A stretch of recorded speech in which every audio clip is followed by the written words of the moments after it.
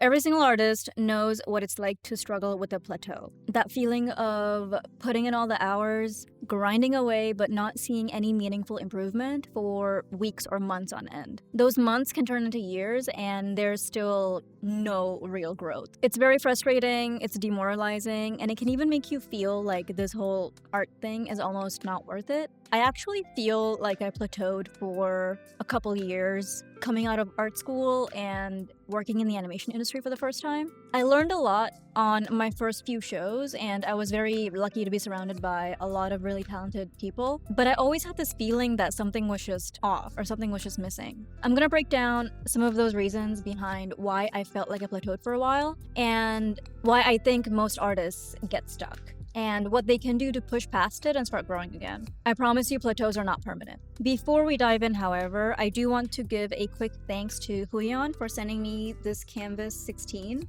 I've been using this thing nonstop for all of my projects recently, and it's made the entire process so much easier. It is just as solid, but much more affordable and portable than my absolute behemoth of a Cintiq 22 HD, which is currently off screen right now. 16 inches is a really good size for a drawing tablet, in my opinion. It's big enough to give you enough screen real estate without necessarily being so cumbersome that you can't take it places or travel with it. I use it with a USB-C cable attached to my MacBook, and I'm pretty much good to go. Anyway, here are the reasons that I suspect most artists hit a plateau at some point or another, and what they can do to get out of it. Your art stops improving when you stop taking in new sources of inspiration. Your creativity is inherently fueled by the world around you. If you mentally plateau, your art is going to reflect that.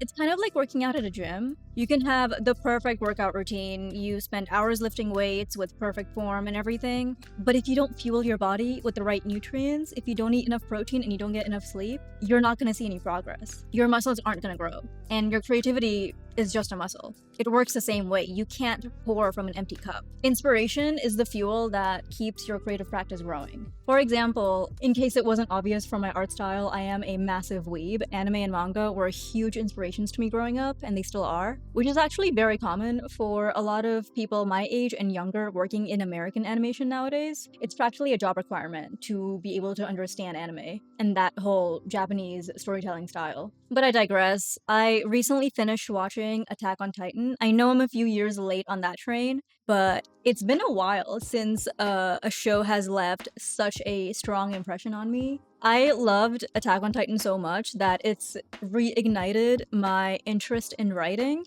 and I've been using that to dive into a new project ever since. A project that is completely different in genre, by the way. If you're in my Discord, you'll know all about this new project that I'm talking about. For those of you that aren't, feel free to join. I share a lot of updates there. So yeah, inspiration can come from anywhere. Keep checking out new artists, going to gallery shows, watching new TV shows and movies, reading more books, listening to new music. Just keep consuming more art, because eventually that's going to inspire you to get you out of the mental rut that you're in. Inspiration can come from anywhere. It is the number one fuel that you can use to spark your own creativity. One of the biggest reasons artists plateau isn't technical skill, it's actually your mindset. Art is, in my experience, 70% mental, maybe even 80%, and 20 to 30% physical. Your thoughts, beliefs, and expectations about your own art shape what you attempt, how you practice, and how far you push yourself. Many artists set these really arbitrary milestones for themselves. By 25, I should have a job at Disney, or by 30, I should have a book published. And when those expectations inevitably aren't met because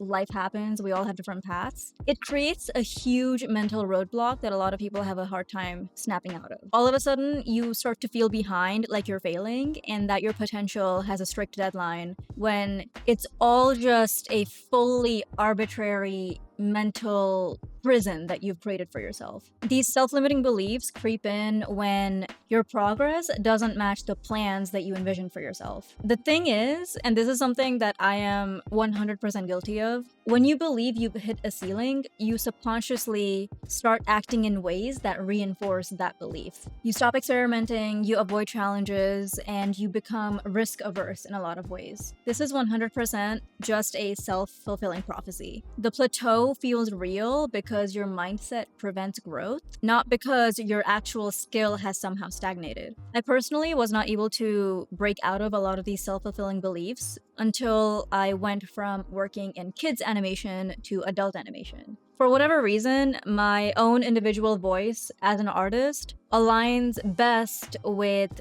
media and stories made for adults. And that's not to say I hated working on the preschool or the kids shows that I worked on. I still learned a lot when I was there. Even when I was performing at my best, pushing myself out of my comfort zone, getting good feedback from all my directors, something just felt like it was off. It wasn't until I started working on the King of the Hill revival that I was like, oh, this feels a lot more intuitive and a lot more natural. I think it's because King of the Hill in particular has a lot of subtext and the jokes are very layered. And maybe I'm just too much of a chronic overthinker or something, but I really enjoy storytelling like that. Storytelling that is made for adults because it has a little bit more depth to it. And not to say kids can't enjoy it, but some of the jokes in a show like King of the Hill, like kids just would not understand. And once I had that experience working in adult animation, it was kind of like the creative floodgates kind of just opened. And I didn't even know that was possible before. And that's not to say that I never want to work in kids animation ever again. For one reason or another,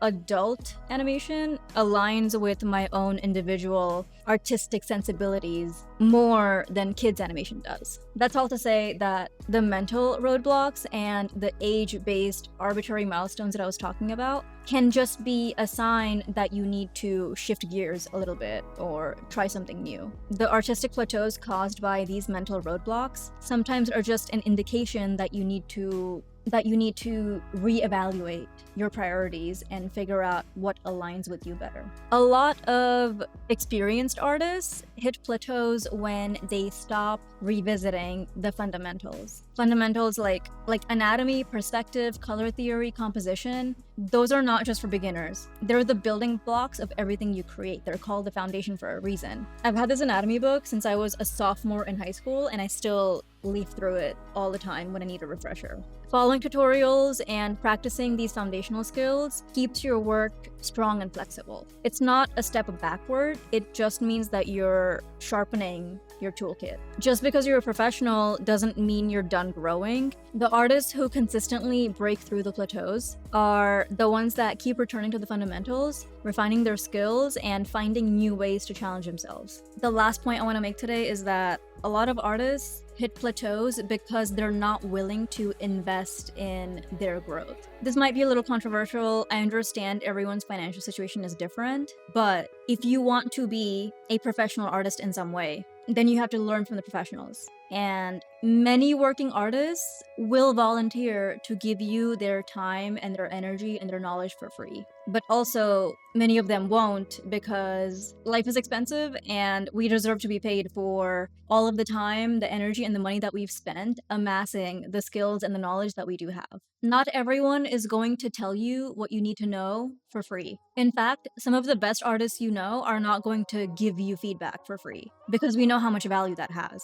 Paying for new classes, mentorships, workshops, or tools exposes you to techniques, ideas, and perspectives that you might never have discovered on your own. Sometimes it takes a qualified professional to be able to point out blind spots that they see in your work that you would never have noticed on your own. And I understand everyone's financial situation is different. I'm not saying go into tons of debt for a 4-year art school, but to some degree, you have to be willing to invest in your growth in some way. You get what you pay for. Don't let your skills stagnate for years on end just because you cannot find free resources. I have seen people flounder for so many years because they either aren't willing to invest in schooling or structured learning, or they just lack objectivity when it comes to looking at their work. And that's not a personal judgment in any way. I fall into that category myself. I know I'm not self-disciplined enough to seek out the skills on my own, so if I hadn't gone to a 4-year art school that kind of beat me into shape, I probably would not have been able to achieve my goal of working in animation. Classes and workshops provide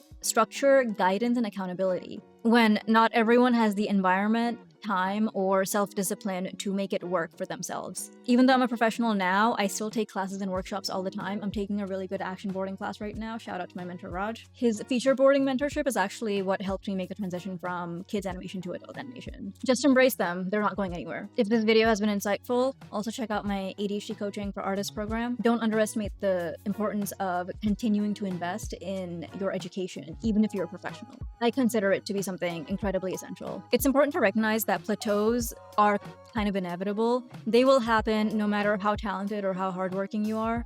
Growth is not linear. Plateaus are totally normal. They're just part of the process. What matters is how you respond to them. So feeding your creativity by taking in new sources of inspiration, challenging your mindsets, returning to the fundamentals, pushing yourself out of your comfort zone, and investing in your growth. That's all. All right, bye.